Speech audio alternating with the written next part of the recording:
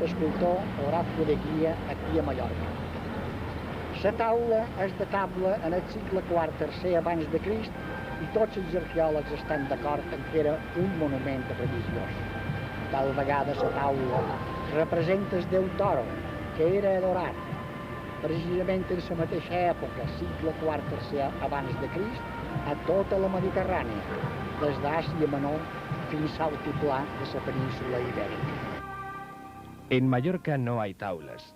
Sin embargo, cuando el arqueólogo balear Lluís Pericot contempló las pilastras del santuario descubierto por Tomeu Enseñat, la doctora Enseñat y el doctor Fernández Miranda en un lugar cerca de Lluc, afirmó que eran la versión mallorquina de las taulas menorquinas. Como en tantos monumentos urbanos, este está salvaguardado del tráfico por un pequeño jardín. Con todos estos datos, ¿sabrían ubicar la escultura de Horacio de Eguía?